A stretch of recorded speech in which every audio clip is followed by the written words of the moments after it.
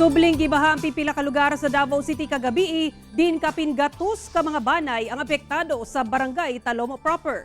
Ani report ni John D. Esteban.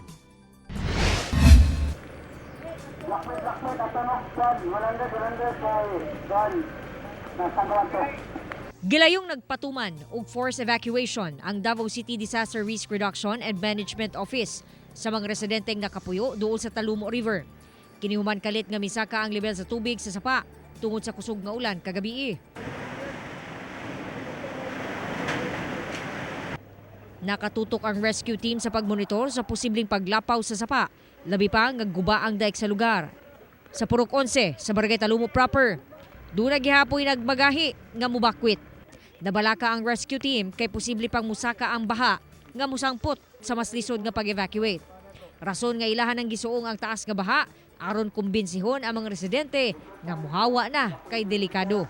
Ang uban, natrap na sud sa ilang mga balay nga hangtod dughan ang tubig. Mga bata.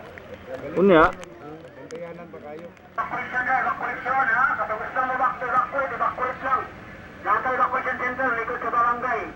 Samtang paspas nga mibakwit ang mga taga-Taldos sa susamang barangay. Ang uban gisigurong luwas ang ilang binuhing hayop.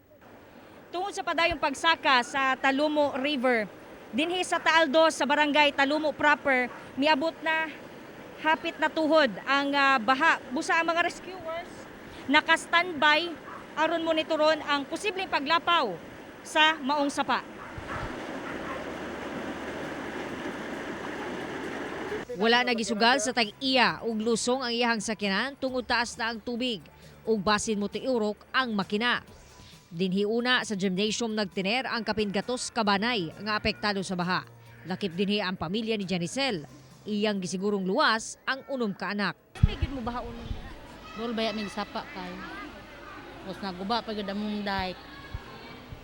Kanay nigurado na lang kay naaman pod mi kanang provider na ingon basta kuan kasi na. I-force gud ang mga tao. Nagrekorida na ang atong taga-barangay. As per advice sa ato ang kapitan nga i-rekorida kay aron makabalog yung tanan ang nang nasa daplin sa sapa. So, siyempre na magiuban nga dili mo biya sa balay. So, wala gitay mahimo diya. Gipaigmat sa pag-asa ang tanan, labi na ang mga nagpuyo sa bahaunon ug landslide prone areas labi na karong panahon sa La Nina. Tungod kay nata sa La Nina nga panahon unya ma-enhance ning Northeast monsoon kay naa naman ta karon sa Northeast monsoon. Ang ginaasahan nga ang atong amount of rainfall nga madawat above normal.